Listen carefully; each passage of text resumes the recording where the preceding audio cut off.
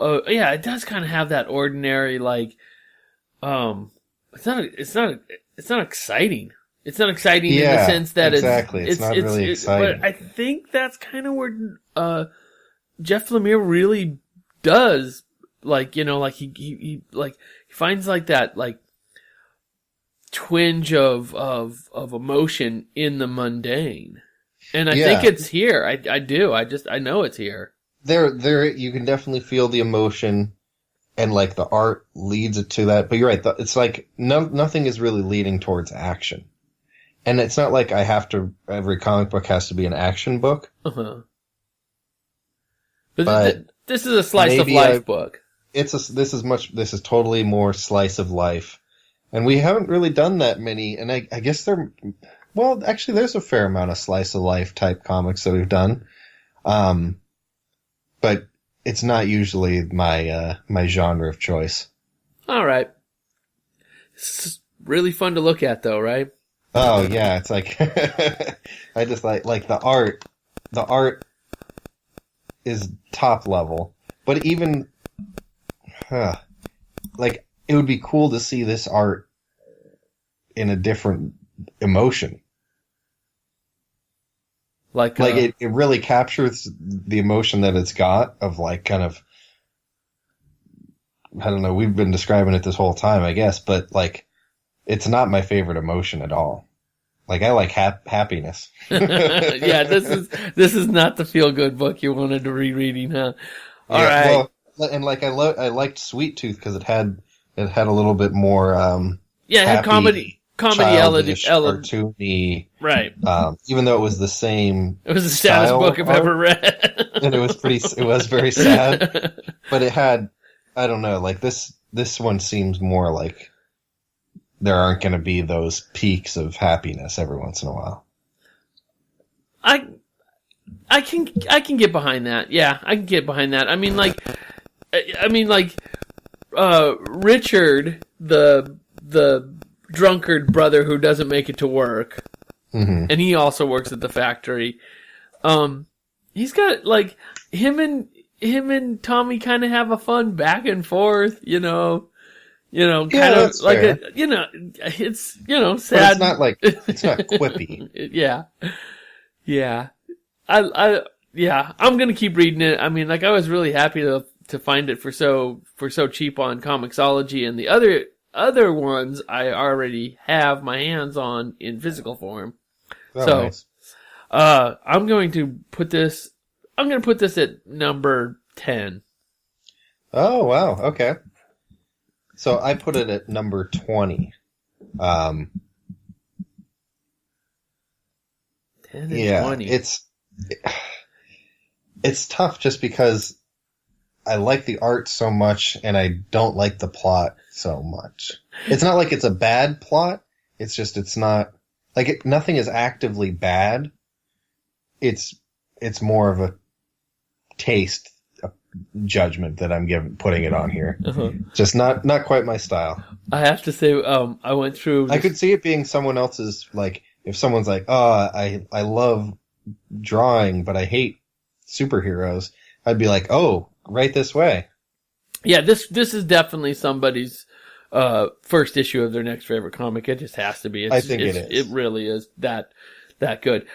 It's funny though, because this weekend I went through and I finally put my pencil to paper and made the entire list of the seasons. And this is the first season that I have rated books.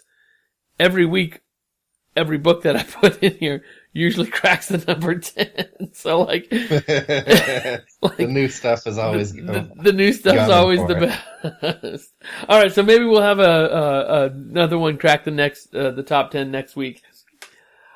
I found on Comixology, just dropped tonight, and I've read these. I have all these in physical form somewhere, but all free on Comixology Unlimited.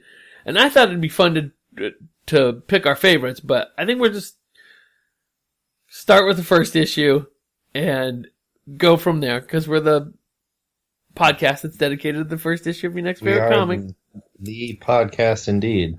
And this is straight up super fun punch up action. It's called Avengers versus X-Men. Ooh, okay. Now this was That's like the opposite of what we just read. Yeah, it really is. This is but I wish it was straight up battle royale, but it's kind of done in 6 issues, and there are 2 fights per issue. With the first one is Iron Man and Magneto. Okay. Fighting, and then It seems like Magneto would have an upper hand right there. It's versus, and then of all the people that Magneto could choose to battle against, I know Iron Man. The first one he would choose would be Iron Man. Now I can't remember who wins the fight, but you're right. It does seem like he has an upper hand. So, but each one has, like I said, each issue has 2 fights in it, and some of them are better than others, and there are a ton of writers involved with this. But the first, there's Jason Aaron, Jeff Loeb, Rick Remender, Kieran Gillen, art by Adam Kubert, Steve McNiven. Remember him from okay. Old Man Logan. Nice. Ed McGuinness and Terry Dodson. Lots and lots of good looking art. This is a cool looking book, and yeah, so I'm excited about. I saw this tonight and I was like, done deal. Avengers versus X-Men next week. All right, looking forward to it. Everybody come back next week, and thanks for being here this week. James, you ready to go? Cheers. Cheers. Super funky jams. Super funky jams.